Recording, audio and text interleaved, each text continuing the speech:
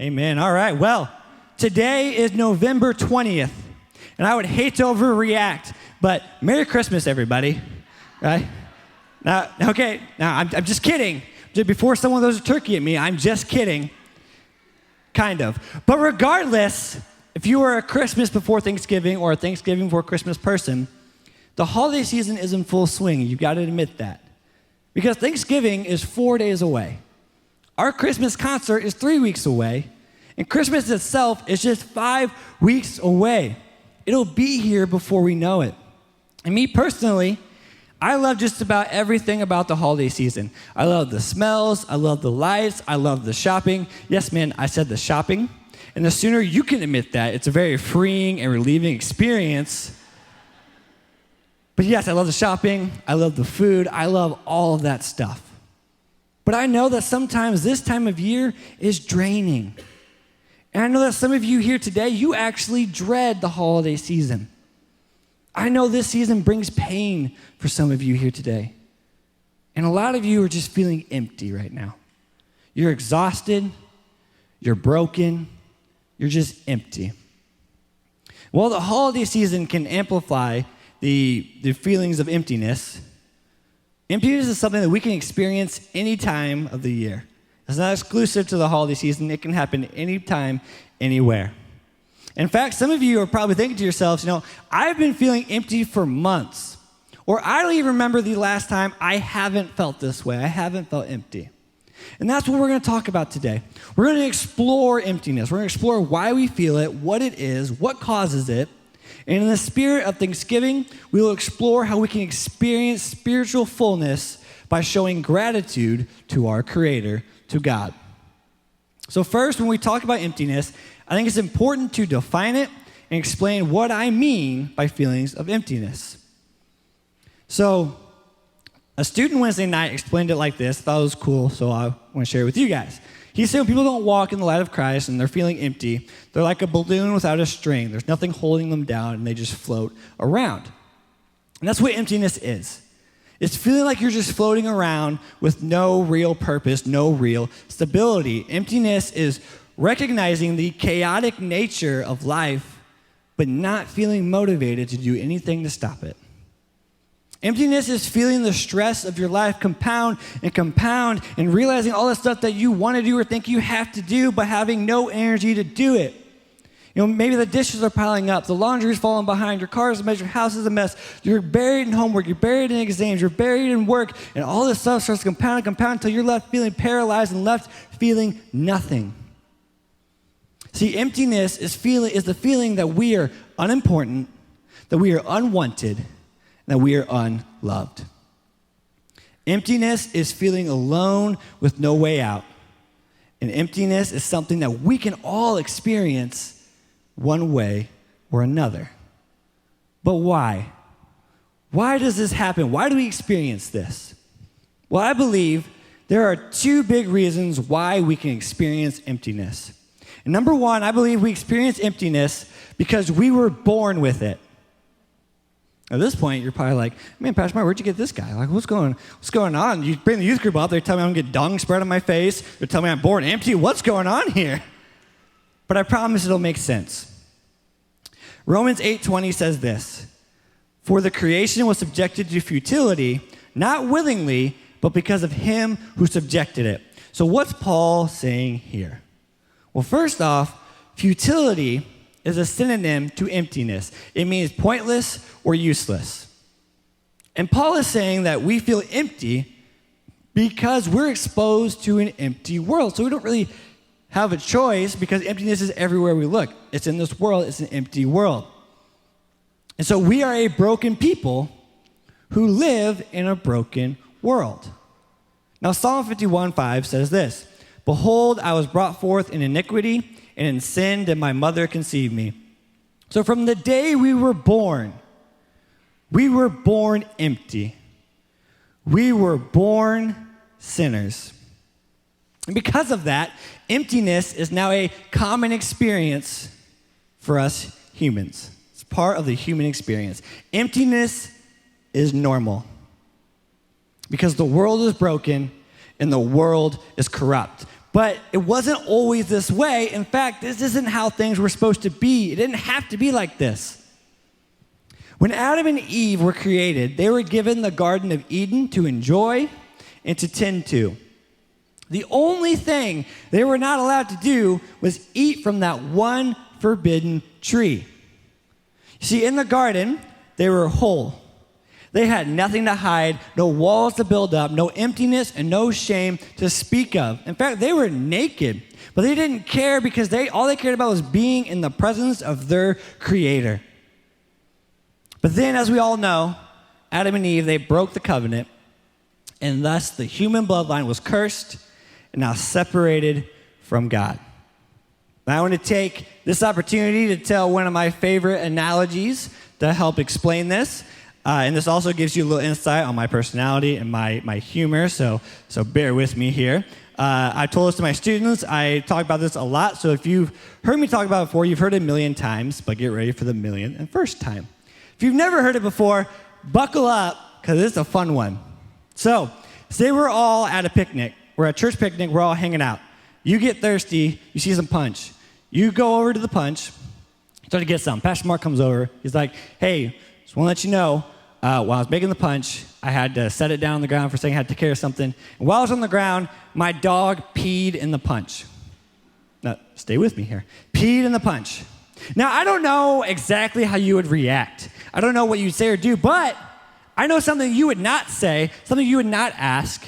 You wouldn't go, well, how much? Right? Well, how much pee? We talking a drop, a stream, a mist? Like how much pee? No, you wouldn't ask that because no matter the amount, that punch is ruined, and you wouldn't drink that punch. And if you would drink that punch, I will pray for you. But the fact remains that no matter the amount, that punch is ruined. It's tainted. And in the same way, one action, one sin resulted in the entire human bloodline being ruined, being tainted. Because of one sin, we are now born separated from God. We are born broken, and we are born empty. And as a result of this, we wander around this world trying to find purpose, trying to find meaning, trying to make sense of all this chaos, all this pain, and we feel insignificant. We feel like there has to be something more this life, but we don't know what it is. There has to be a greater purpose. There has to be something more. And what all of these feelings, all these experiences, what they indicate is one thing, that we yearn for the Garden of Eden. We yearn for the peace that Adam and Eve felt. We yearn for a world without shame. We yearn for a world where we feel like we don't have to pretend everything is okay because we don't want to look weak. We yearn for Eden. But again, this feels out of our reach and feels like something we can only imagine because God cast Adam and Eve out of the garden. And as a result, so were we. Their rejection of God means that from birth, we are thrust into emptiness. We are thrust into a world that is under the crushing weight of sin.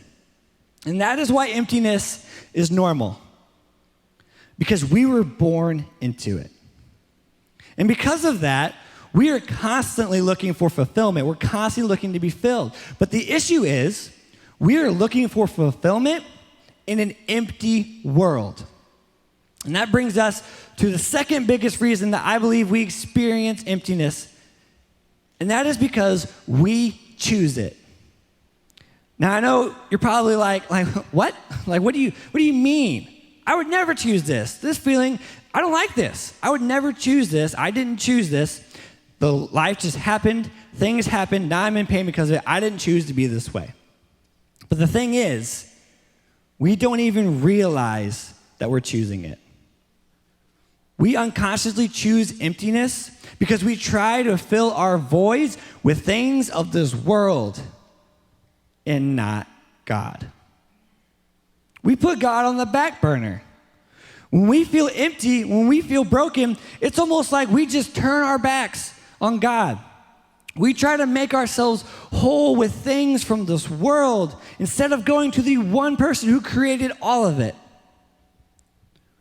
We put our hope in a hopeless world instead of the living hope.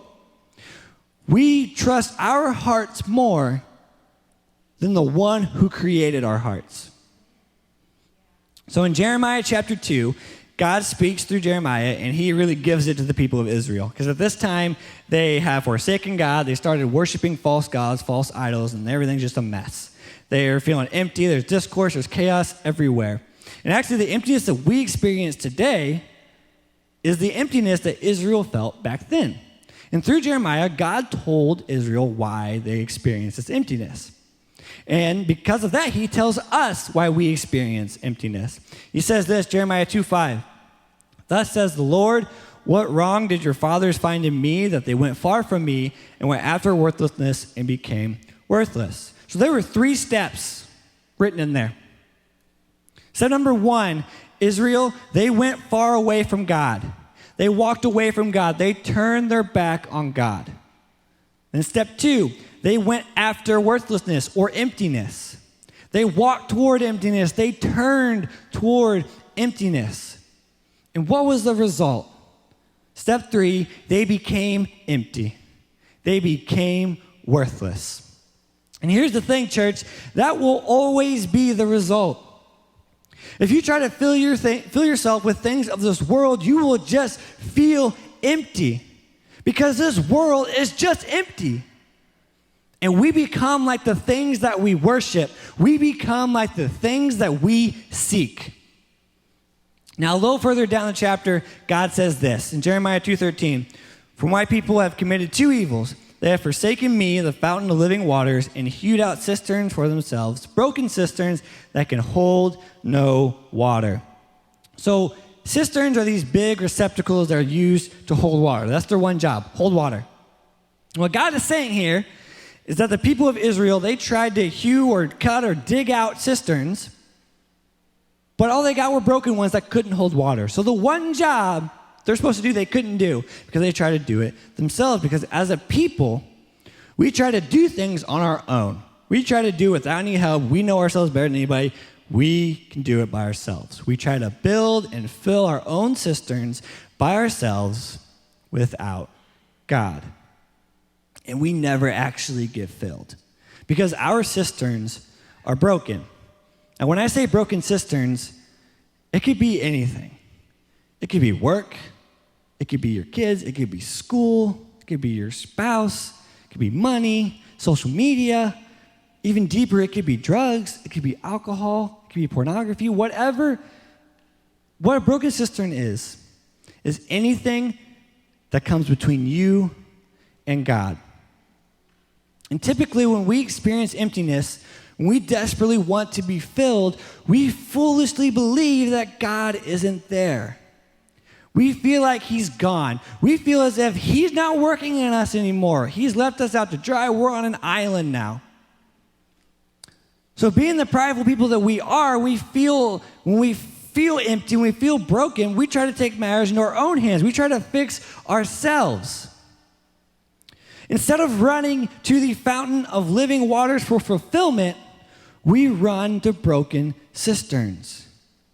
And those broken cisterns, they keep us from God, and they make us believe he is not there. They make us believe that he left us. But the thing is, church, God didn't move.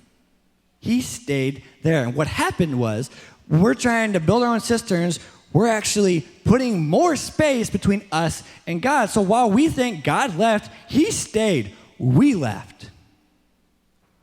And the broken cisterns, they cause us to ignore God's presence. So while we may try our very hardest to fill ourselves, it won't work. The emptiness will never disappear. Okay, so now what? You're probably like, man, you've been beating into me for the past 10 minutes. I'm sad now. This is supposed to be helpful. So what's going on? So what is the solution to emptiness? How do I feel less empty in such a broken world? Well, simply put, the solution to emptiness is just one word. And that one word is gratitude. So today, I want to give you 3 ways on how we can show gratitude to God and thus help fulfill us spiritually. So number one, to show gratitude to God and help us get spiritually filled, we need to remember him. We need to remember God. So I want to go back to the scripture we read in Romans. I want to read the verse after it. Romans 8:20-21 says this, "For the creation was subjected to futility, not willingly, but because of him who subjected it, in hope that the creation itself will be set free from its bondage to corruption and obtain the freedom of the glory of the children of God." So you see, church, though we were born into a broken world, though we may try to build our own broken cisterns, though we may feel empty, we have a hope that we can be whole again. Because though God subjected us to this world, subjected us to this emptiness, this futility, he plans to bring us to freedom. He plans to bring us to Eden. And what's crazy about all of that is that we didn't deserve it.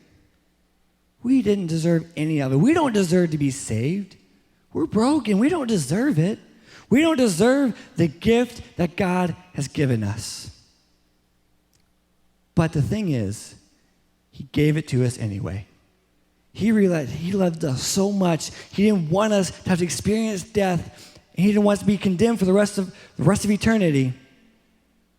And he didn't have to do any of that. He didn't have to rescue us. But he did.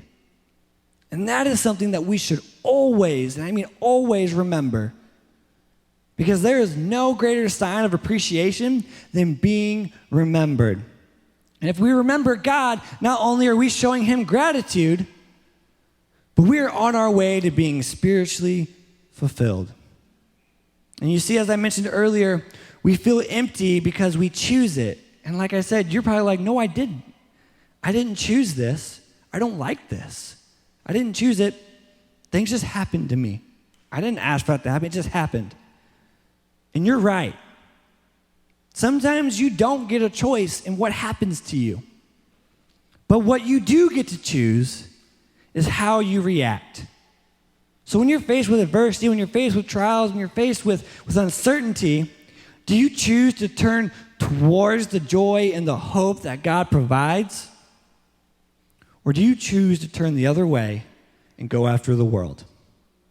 And a lot of times we choose the second option. We choose to forget the goodness of God. We forget what he's done, and we forget that he is there. But let me tell you, church, he is there. God is always there. He's there in the stillness. He's there in the chaos. He's there in the good. He's there in the bad. He's there when you need him. He's there when you don't want him. No matter the circumstances, no matter the situation, God is right there. And he always has been. And he always will be. And he is not done with you yet. Let me tell you, if you are here right now, you have a lot to be thankful for. Because you woke up today. Your heart is still beating. If you're here, I'm here to tell you that your story is not over. God's not done with you. Because every day you wake up, a new chapter begins. So when you're down, when you're trying to get yourself out of this rut, know that you can't get yourself out of the rut, but God can. So remember him. Remember what he has done for you. Remember what he can do for you. Remember that he is the only one who can fill you. He is the only one that can rescue you. And remember that instead of having to dig our own broken cisterns, we have access to the fountain of living water. Instead of having to rely on temporary and fleeting satisfaction, we have access to a complete satisfaction. So remember, if you are broken, if you're beat down, you're trying to figure out what's going on, what's the point of all this, God is not done with you. Remember that. Now, the second way that we can show gratitude to God is that we can love others. Now, Matthew 22:37-39 says this. He said to him, "You shall love the Lord your God with all your heart, with all your soul, with all your mind. This is the great and first commandment, and the second is like it. You shall love your neighbor as yourself." So Jesus tells us that first and foremost, we need to love God with every fiber of our being, with all of our heart, all of our soul, all of our mind. But the second most important thing we need to do is we need to love others. Not just a select few that you handpicked, not just your husband, your wife, your kids, your family, your coworkers, your Aunt Sally. No, everybody. Everybody. Because Jesus didn't die for just me. He didn't die for just you. He died for everybody. And we're all God's creation. So when you curse somebody, when you're hateful to somebody, you're cursing God's creation. And that means you're cursing God. But when you love other people, when you serve other people, when you show them the love of God, you're serving God and you are loving God. And you are showing gratitude to God for the work that He has put in your life, that He has done in your life. And you want all of that to spread around. You want all that good news to spread to everybody you encounter. And additionally, when you serve others, God will fill you. You know that warm, fuzzy feeling you get when you help somebody? Feels good, right? That's God. He's filling you with His Spirit. Because God honors when you serve others. God honors when you show kindness and show gratitude to others. But you see, God didn't do it just for you. He didn't do it so you feel good about yourself. He didn't do it so you to pump up your ego so you can say, hey, I'm a good person. No, He did it to glorify His name, to rescue His kingdom so that everybody in His kingdom can be reached.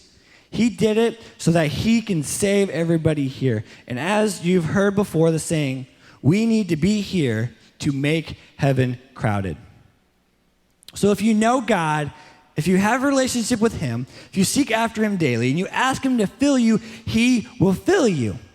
But He will fill your cup so much that it will overflow. And you should have no choice but to spread that love, spread that hope to every single person around you. You shouldn't be trying to hoard it. You shouldn't try to save it for later. There should be so much that you take the excess and you give it to the rest.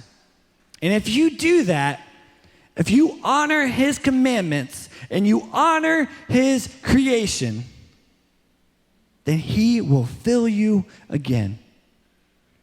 So the third and final way to show gratitude is probably the hardest one to do, but it's definitely the most important one. And that is that we have to die. All right, now before you guys leave church, like, told me to do that, they told me to die. Before you do that, let me be a little more specific. Let me clarify. To show gratitude, you have to die to yourself. As we've already discussed, the sin of Adam and Eve doomed us to death, and they separated us from God. Nothing we could do could ever change that. But the good news is, God could. God could do something. And thankfully, God did something. And it wasn't just something that happened by chance. It wasn't a random thing. That's not how the chips fell. That's not how it worked. It was something that was carefully and intricately planned by our Father. He sent His Son to earth to live a perfect life, to die a brutal death, to be a perfect sacrifice so we didn't have to. We didn't deserve it, deserve any part of it. But Jesus did it. He died for us. And then He rose from the grave, defeated death, so we didn't have to experience it. So we could have eternal life. Again, He didn't have to, church, but Jesus did. He died for us. And in the same way, we have to die too. So if you want to cure your emptiness, if you want to show God the greatest form of gratitude, and if you believe that Jesus died for you and promises you salvation, if you believe that good news, then you have to die too. You have to die to yourself, to your desires, to your will, to your agenda, to your feelings, everything of this world. You have to die to. You have to show God that His sacrifice was not in vain. You have to show God that His sacrifice didn't mean just anything, but it meant everything. If you want to be filled, then your life cannot look the same as it did before you encountered Christ. In Ephesians kind of hammers that home. Ephesians 4:20-24 says, "But that is not the way you learn Christ, assuming that you have heard about him and you were taught in him as the truth is in Jesus, to put off your old self, which belongs to your former manner of life and corrupt through deceitful desires, and to be renewed in the spirit of your minds, and to put on the new self, created after the likeness of God in true righteousness and holiness." So again, when we meet Jesus, when we experience Jesus, the old self has to go. We have to put on the new self. We have to put on Jesus. To help kind of emphasize this point, let me be vulnerable with you guys tonight. I'm going to share a part of my story. So my story goes like this. In high school, in the beginning of college, I didn't choose God. Instead, I chose parties, I chose girls, I cussed like a sailor, and I was selfish. Basically, I chose everything before God. And on top of that, I fought with depression. And I was broken. I was empty. But I never told anyone. I never asked for help. I never went to God. Instead, I tried to just fight it myself. You know, there were days where I didn't want to get out of bed. I told people I was sick, but in reality, I was just so broken. I didn't see the point of getting out of bed.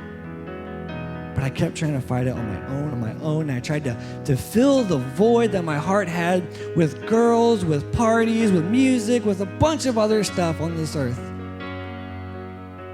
But they only made me feel emptier. The void only got bigger and deeper. And one night, the emotions I bottled up for so long, they exploded, and I decided that was it. I'm leaving this earth. I remember I got up and I walked in the bathroom and I was ready to go. But I am blessed to say that God intervened, changed my mind, and I was just left crying on the bathroom floor. And to this day, that remains the lowest part of my life. So after that, I knew that I didn't want to die, but I still felt empty. I still didn't see the point of it all. Then one day I was brought here. I was brought to church. I was brought back to God. And that's when my life began to change. But the issue was that though things were getting better, I still wasn't healed. I was still empty. I was still broken. And I realized it was because I was trying to still live my life as I did before I encountered Christ. So one day I decided I'm done. I'm done feeling this way. I want to be filled. So I dropped to my knees. I said, God, I surrender all to you. Please take this from me, Lord. This is not my fight to fight, God. This is yours. I give it all to you. Please take it from me. And at that moment, I felt all the weight lifted off my shoulders. Because of that, God has set me free, and I have not had a single depressive episode in over 5 years.